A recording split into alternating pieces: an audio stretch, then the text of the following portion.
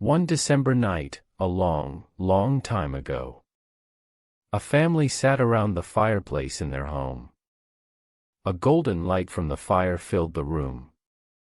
The mother and father laughed at something their oldest daughter had just said. The girl was 17, much older than her little brother and sister, who were only 5 and 6 years old. A very old woman, the family's grandmother, sat knitting in the warmest corner of the room. And a baby, the youngest child, smiled at the fire's light from its tiny bed. This family had found happiness in the worst place in all of New England. They had built their home high up in the White Mountains, where the wind blows violently all year long. The family lived in an especially cold and dangerous spot. Stones from the top of the mountain above their house would often roll down the mountainside and wake them in the middle of the night. No other family lived near them on the mountain, but this family was never lonely. They enjoyed each other's company and often had visitors. Their house was built near an important road that connected the White Mountains to the St. Lawrence River. People traveling through the mountains in wagons always stopped at the family's door for a drink of water and a friendly word. Lonely travelers crossing the mountains on foot would step into the house to share a hot meal. Sometimes the wind became so wild and cold that these strangers would spend the night with the family. The family offered every traveler who stopped at their home a kindness that money could not buy. On that December evening, the wind came rushing down the mountain. It seemed to stop at their house to knock at the door before it roared down into the valley. The family fell silent for a moment, but then they realized that someone really was knocking at their door. The oldest girl opened the door and found a young man standing in the dark. The old grandmother put a chair near the fireplace for him. The oldest daughter gave him a warm, shy smile, and the baby held up its little arms to him. "This fire is just what I needed," the young man said. "The wind has been blowing in my face for the last 2 hours." The father took the young man's travel bag. "Are you going to Vermont?" the older man asked. "Yes, to Burlington," the traveler replied. "I wanted to reach the valley tonight, but when I saw the light in your window, I decided to stop. I would like to sit and enjoy your fire and your company for a while." As the young man took his place by the fire, something like heavy footsteps was heard outside. It sounded as if someone was running down the side of the mountain, taking enormous steps. The father looked out one of the windows. "That old mountain has thrown another stone at us again. He must have been afraid we would forget him. He sometimes shakes his head and makes us think he will come down on top of us," the father explained to the young man. "But we are old neighbors," he smiled, "and we manage to get along together pretty well. Besides, I have made a safe hiding place outside to protect us in case a slide brings the mountain down on our heads." As the father spoke, the mother prepared a hot meal for their guest. While he ate, he talked freely to the family, as if it were his own. This young man did not trust people easily. Yet on this evening, something made him share his deepest secret with these simple mountain people. The young man's secret was that he was ambitious.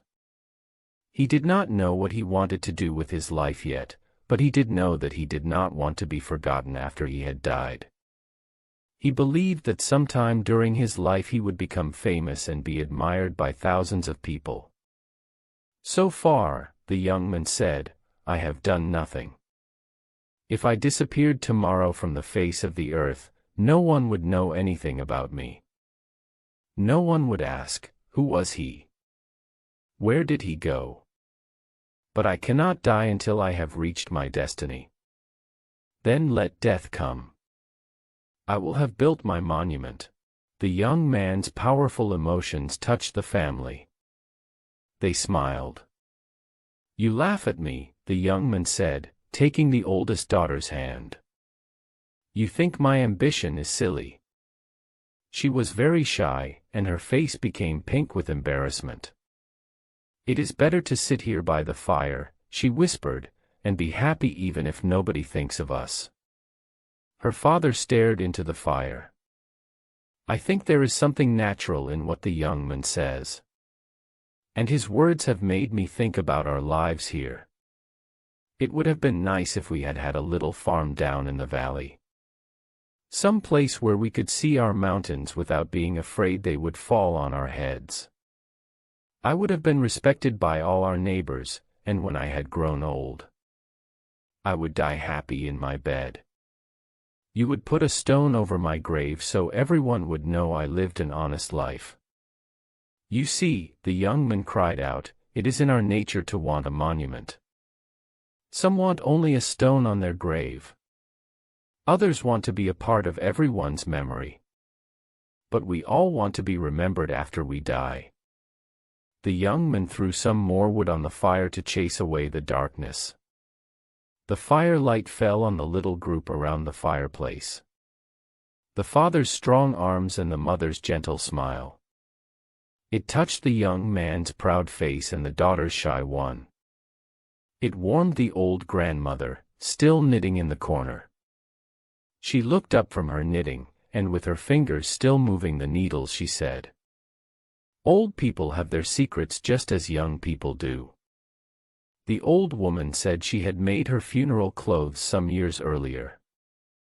They were the finest clothes she had made since her wedding dress. She said her secret was a fear that she would not be buried in her best clothes. The young man stared into the fire. "Old and young," he said, "we dream of graves and monuments. I wonder how sailors feel when their ship is sinking. And they know they will be buried in the wide and nameless grave that is the ocean." A sound rising like the roar of the ocean shook the house. Young and old exchanged one wild look. Then the same words burst from all their lips. "The slide, the slide." They rushed away from the house into the darkness, to the secret spot the father had built to protect them from the mountain slide. The whole side of the mountain came rushing toward the house like a waterfall of destruction. But just before it reached the little house, the wave of earth divided in two and went around the family's home. Everyone and everything in the path of the terrible slide was destroyed, except the little house. The next morning smoke was seen coming from the chimney of the house on the mountain. Inside the fire was still burning. The chairs were still drawn up in a half circle around the fireplace. It looked as if the family had just gone out for a walk. Some people thought that a stranger had been with the family on that terrible night. But no one ever discovered who the stranger was. His name and way of life remained a mystery. His body was never found.